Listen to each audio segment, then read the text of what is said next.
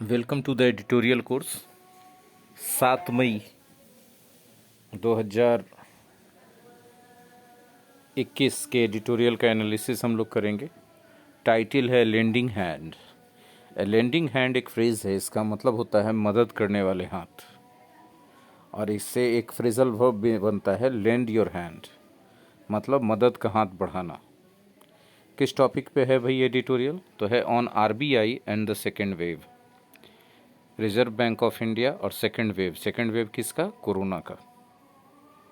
क्या ऐसा कर दिया आरबीआई ने कि उसका टॉपिक बना भाई? तो 50,000 करोड़ रुपया का मदद का हाथ बढ़ाया है कोरोना के खिलाफ जंग में। कैसे, इसके बारे में डिटेल है, ज़रा देखते हैं।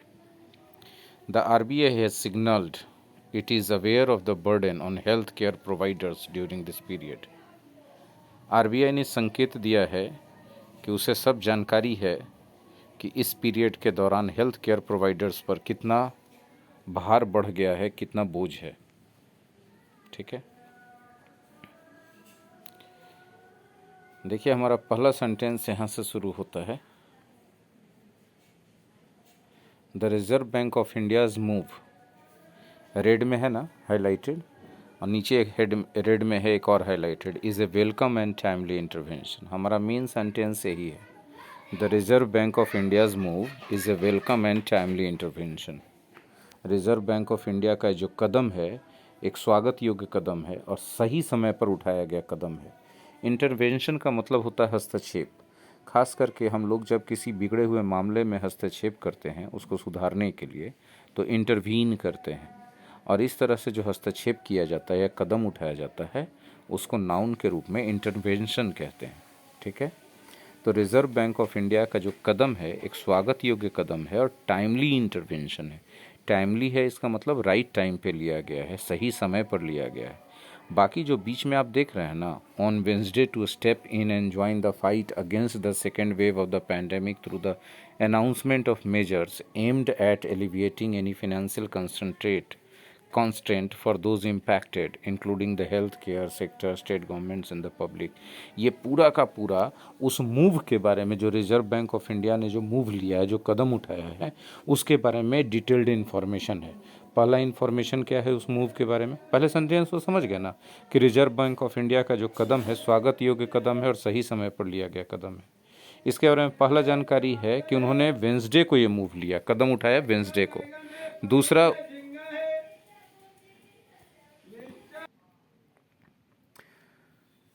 तो पहला बात जानकारी ये कि वेंसडे को उसने आरबीआई ने मूव लिया। दूसरा कि आरबीआई का मूव का उद्देश्य क्या था कि वो स्टेप इन कर सके, शामिल हो सके, स्टेप इन एंड ज्वाइन कर सके फाइट में। किस चीज़ के खिलाफ फाइट चल रहा है? सेकेंड वेव के खिलाफ, पैंडेमिक के सेकेंड वेव के खिलाफ। कैसे आरबीआई शामिल होगा इसमें? थ्रू द अनाउंसमेंट, एक अनाउंसमेंट के जरिए। ठीक है, अनाउंसमेंट किस चीज़ का? अनाउंसमेंट ऑफ द मेजर्स, उन उपायों का, एम्ड एट एलिविएटिंग, एलिविएट का मतलब कम करना, दुख, संताप, तनाव, चिंता, परेशानी, संकट, ये सब को कम करना, एलिविएट करना कहलाता है। तो आरबीआई ने एक अनाउंसमेंट किया कि वो कुछ उपाय अपनाएगा जिससे फिनेंसिंग कॉन्स्टेंट कम हो जाएगा। फिनेंसिंग कॉन्स्टेंट कम करने का मतलब आर्थिक परेशानियां कम करने का बात किया आरबीआई ने। किन के लिए? जो लोग प्रभावित हैं। प्रभावित कौन कौन लोग हैं? हेल्थ केयर सेक्टर प्रभावित है, स्टेट गवर्नमेंट्स प्रभावित है, और पब्लिक, जनता प्रभावित है। ठीक है, तो ये जो लोग प्रभावित हैं इस पैंडेमिक से, उनके आर्थिक परेशानियों को, फाइनेंसिंग कंस्ट्रेंट का मतलब है आर्थिक परेशानियों को एलिविएट करना, यानी कम करने के लिए अपनाए उपाय का घोषणा किया। मेजर्स मतलब उपाय, सॉल्यूशन, समाधान, ट्रीटमेंट, इसका घोषणा किया आरबीआई ने वेंसडे को, और कहा कि हम इस घोषणा के साथ, हम भी आप लोगों के साथ पैंडेमिक के सेकेंड वेव से लड़ने में, युद्ध में शामिल हो गए। ठीक है, तो ये मदद उसने किस किस को पहुंचाने का बात किया? हेल्थ केयर सेक्टर को, स्टेट गवर्नमेंट को और पब्लिक को। तो ये जो है एक बहुत अच्छा वेलकम स्टेप है और टाइमली इंटरवेंशन है, सही समय पर ये हस्तक्षेप किया आरबीआई ने। आगे बढ़े। अब कहा जा रहा द फ्यूरियस पेस, ये सब्जेक्ट है, इसके लिए वर्ब है, नीचे देखिए अंडरलाइन किया हुआ रेड से। The furious pace has not only overwhelmed the nation's health infrastructure but has begun to significantly impair economic activities also. कौन सा फ्यूरियस पेस? वो तीव्र गति एट विच न्यू कोविड-19 infections and fatalities have been mounting. जिस तीव्र गति से कोविड-19 का इन्फेक्शन बढ़ रहा है और मृत्यु बढ़ते जा रहा है, फैटलिटीज मतलब डेथ एंड माउंटिंग मतलब इंक्रीजिंग, है ना। तो जिस तीव्र गति से, फ्यूरियस पेस मतलब तीव्र गति से कोविड-19 का इन्फेक्शन बढ़ रहा है और मौतें बढ़ती जा रही हैं हाल के सप्ताहों में, उस गति ने नेशन के हेल्थ इंफ्रास्ट्रक्चर को ओवरवेल्म कर लिया है। ओवरवेल्म करने का मतलब, यदि किसी चीज़ को, किसी सिस्टम को हम ओवरवेल्म करते हैं तो उसको डोमिनेट करते हैं, उसको हरा देते हैं उसको, ठीक है। तो इस गति ने, कोविड-19 के इन्फेक्शन के फैलने के और मौतों की गति ने हमारे राष्ट्र के हेल्थ सिस्टम को चरमरा के रख दिया है। और न सिर्फ उसको चरमरा के रख दिया है बल्कि इकोनॉमिक एक्टिविटीज़ को भी बहुत हद तक, सिग्निफिकेंटली मतलब बहुत हद तक इम्पेयर किया है, मतलब बाधित किया है। तो यहाँ इम्पेयर, IMPAIR, इम्पेयर करने का मतलब बाधित करना। तो हम कह सकते हैं इसके सिनोनिम्स के रूप में ऑब्स्ट्रक्ट, हिंडर, हैम्पर, है ना। कब? उस समय, जस्ट एज, ठीक उस समय, जस्ट एज मतलब ठीक उस समय, the economy appeared to have turned the corner from last year's debilitating contraction. ठीक उस समय जब इकोनॉमी, ऐसा प्रतीत हो रहा था कि इकोनॉमी थोड़ा सा सुधार हुआ है। टर्न द कॉर्नर का मतलब इम्प्रूव, टर्न द कॉर्नर का मतलब इम्प्रूव, ठीक है। जब इकोनॉमी थोड़ा सा सुधरता हुआ प्रतीत हो रहा था पिछले साल के डेबिलिटेटिंग कॉन्ट्रैक्शन से, डेबिलिटेटिंग का मतलब वीकनिंग, कमज़ोर करने वाला, कॉन्ट्रैक्शन मतलब कमी। तो पिछले साल 2020 में भी तो कोरोना का बहुत ज़बरदस्त असर रहा था, पूरा साल लगभग लॉकडाउन में गया था। तो अर्थव्यवस्था, इकोनॉमी क्या हो गई थी? कॉन्ट्रैक्ट कर गई थी, श्रिंक कर गई थी, रिड्यूस कर गई थी, डिक्रीज कर गई थी, डिक्लाइन कर गई थी, और एकदम डेबिलिटेटिंग तरीके से, एकदम पूरे देश को कमज़ोर करने वाले तरीके से कॉन्ट्रैक्ट कर गई थी इकोनॉमी। उससे थोड़ी सुधरती हुई प्रतीत ही अभी हो रही थी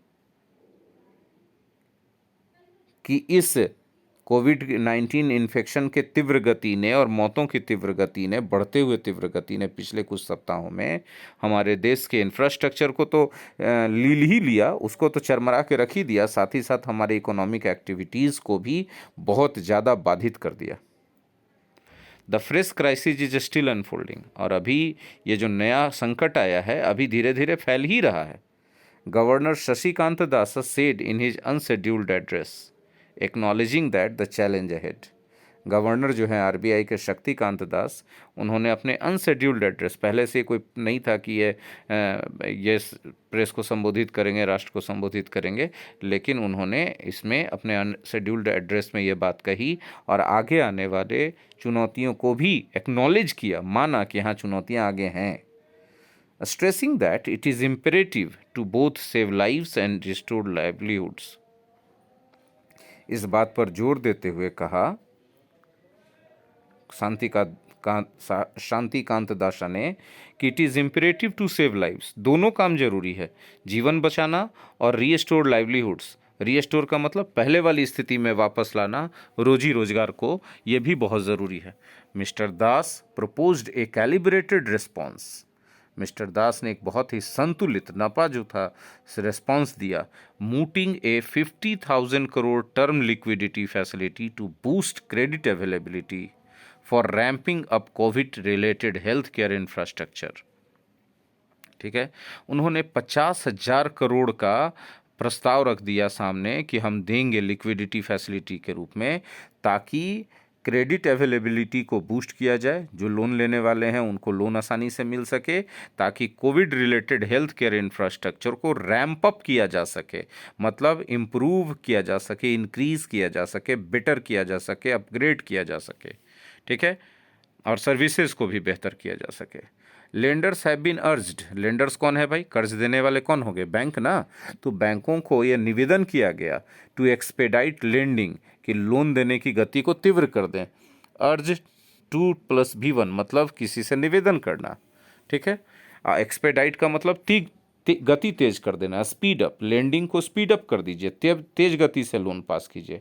अंडर दिस प्रायोरिटी सेक्टर, खास करके इस प्रायोरिटी सेक्टर में classified scheme two entities including vaccine manufacturers, और ख़ास करके उस क्लासिफाइड स्कीम के तहत जो खास लोगों के लिए, किसके लिए, वैक्सीन मैन्युफैक्चरर के लिए लोन है, हॉस्पिटल्स के लिए है, पैथोलॉजी लैब्स के लिए है, सप्लायर्स ऑफ ऑक्सीजन्स के लिए है, वेंटिलेटर्स के सप्लायर्स के लिए है, और importers of Covid related drugs and logistic firms के लिए है।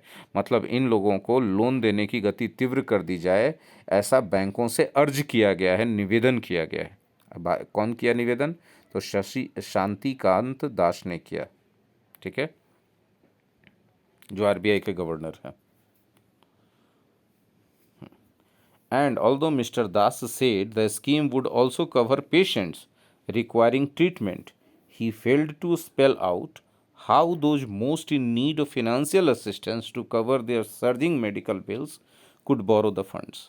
हालांकि मिस्टर दास ने ये भी बताया कि जो पेशेंट्स हैं जिनको रिक्वायरमेंट की ज़रूरत है, उस स्कीम के तहत, इस स्कीम के तहत वो लोग भी आते हैं, ये स्कीम उनको भी कवर करती है, वो भी चाहे तो लोन ले सकते हैं। लेकिन वो नहीं ये बता पाए अपने एड्रेशन में कि वो लोग कैसे सबसे ज़्यादा जो फाइनेंशियल असिस्टेंस की ज़रूरत है जिनको, अपने बढ़ते हुए मेडिकल बिल्स को कवर करने के लिए, वो इस फंड को कैसे बोरो कर सकते हैं, कैसे ले सकते हैं कर्ज इस पर अपने इलाज के लिए। In directing the flow of credit to the sector most in focus at the moment, the RBI has signaled it is cognizant of the, somebody is cognizant of something, इसका मतलब somebody is aware of something, मतलब somebody knows something, ठीक है। जैसे the RBI के governor यदि बोलते हैं कि RBI is Cognizant of the burden on the health care system of the country, तो आरबीआई के गवर्नर ये कहते हैं कि आरबीआई जानता है कि देश के हेल्थ केयर सिस्टम पर कितना बोझ आ पड़ा है, ठीक है। तो बता तो नहीं पाया। In directing the flow of credit to the sector most in focus at the moment, RBI has signalled, ठीक है। देखिए ये जो लोन है, इसका जो सबसे ज़्यादा ज़रूरत है जिस पर, उस पर फोकस करते हुए इस मोमेंट में आरबीआई ने यह सिग्नल दिया है कि आरबीआई को पता है कि हेल्थ केयर पर और एलाइड प्रोवाइडर्स मतलब हेल्थ केयर फैसिलिटीज़ प्रोवाइड करने वाले और दूसरे जितने भी सहयोगी संगठन हैं, ऑर्गेनाइजेशंस हैं, उन सब पर बहुत बड़ा बोझ आ पड़ा है। However, how much lending capital stressed banks would be willing to write into their COVID loan banks remains to be seen. हालांकि lending capital stressed, how much lending capital stressed banks, capital stressed banks का मतलब वो banks जिनमें खुद पूंजी की कमी है, वो लेंडिंग को कितना अपने कोविड लोन बुक्स में लिखना चाहेंगे, मतलब वो कितना लोन सैंक्शन करना चाहेंगे, अभी देखना बाकी है। गवर्नर साहब ने बोल तो दिया है, लेकिन ये लोगों के पास, बैंक्स के पास अपने आप कैपिटल का स्ट्रेस है, कमी है पूंजी का, तो कितना लोन सैंक्शन करेंगे अभी देखना बाकी है। The central banks focus on small borrowers including unorganised businesses and MSM enterprises, both through enhanced provision of credit via small finance banks and a fresh resolution framework for existing borrowings is also heartening, as these economic participants were already among the worst hit during last year's contraction. देखिए कहा जा रहा है central bank कौन है? RBI. RBI का जो focus है स्मॉल बोरोअर्स पर, उसमें शामिल है अनऑर्गेनाइज्ड बिजनेस भी और एमएसएम एंटरप्राइजेज भी, ठीक है। इनको जो है लोन देने पर फोकस किया है आरबीआई ने दो तरीकों से। एक तो enhanced provision of credit via small finance banks, छोटे छोटे जो फिनेंस बैंक्स हैं उनके द्वारा लोन दिया जाएगा एनहांस्ड प्रोविज़न क्रेडिट के द्वारा।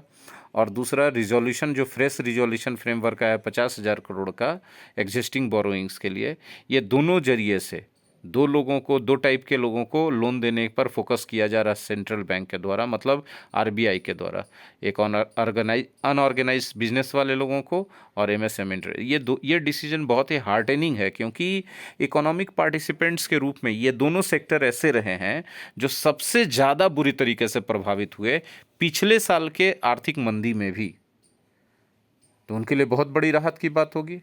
अनऑर्गेनाइज्ड बिजनेसेस जैसे कोचिंग सेंटर्स हैं, छोटे छोटे दुकान हैं, बाकी एमएसएम एंटरप्राइजेज हैं, medium and small scale enterprises वाले जो लोग हैं।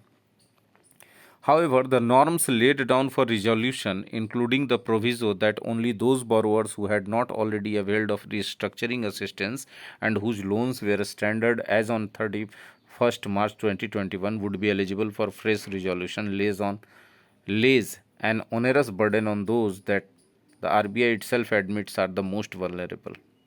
ठीक है, देखिए इसमें प्रोविज़न लगा दिया गया है, नया जो रिजोल्यूशन आया है, फ्रेश रिजोल्यूशन जो आया है फ्रेमवर्क की 50,000 करोड़ में उन लोगों को दिया जाएगा मदद।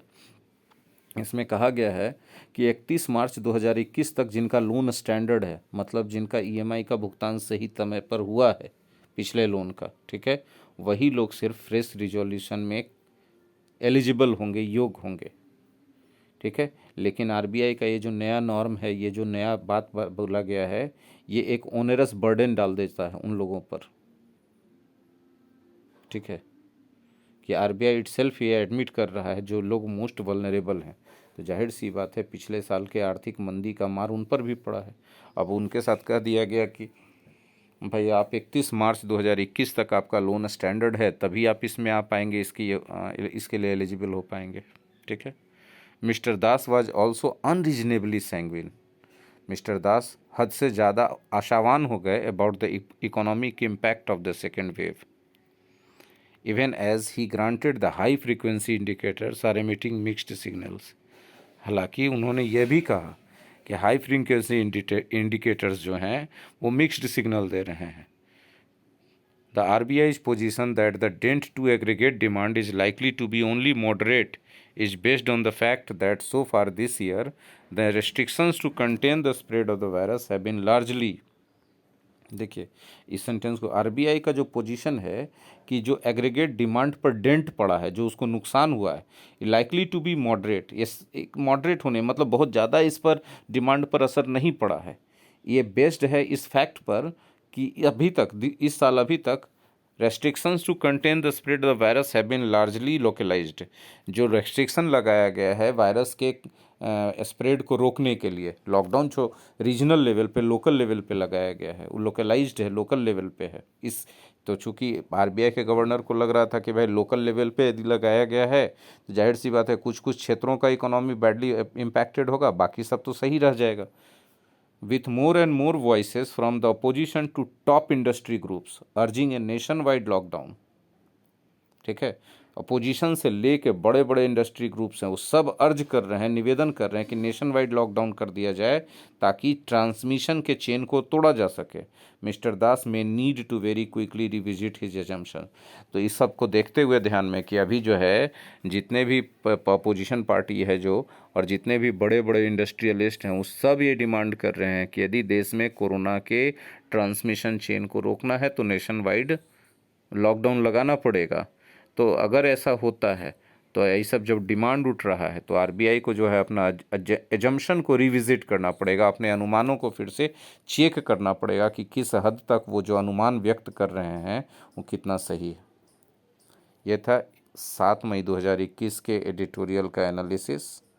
ठीक है, आई होप कि इसमें आपने बहुत सारे स्ट्रक्चर्स और वर्ड्स सीखे होंगे। 1 मई 2021 को जो स्टार्ट हुआ है न्यूज़पेपर एडिटोरियल बैच, आप उसको ज्वाइन कीजिए। इस तरह के 2 एडिटोरियल का एनालिसिस उसमें मिलेगा और एक एडिटोरियल पे बेस्ड इंग्लिश का कंप्लीट सेट भी मिलेगा विथ वीडियो सॉल्यूशन। और अगर ये वीडियो आपको अच्छा लगे तो लाइक करें, शेयर करें और कमेंट में अपना ओपिनियन बताएं, ज़्यादा से ज़्यादा लोगों तक पहुंचाएं। अगर सोनीज ट्यूटोरियल क्लासेस यूट्यूब चैनल पर आप पहली बार आए हैं तो चैनल को विजिट कीजिए, आपके काम के लायक बहुत सारी चीज़ें होंगी। सब्सक्राइब कर लीजिए इस चैनल को और बेल आइकन को हिट कीजिए, आप एक भी नोटिफिकेशन मिस ना करें। इसके लिए ज़रूरी है कि आप अपने मोबाइल के सेटिंग्स में जाकर यूट्यूब नोटिफिकेशन को ऑन कर लें। मिलते हैं अगले वीडियो में, धन्यवाद।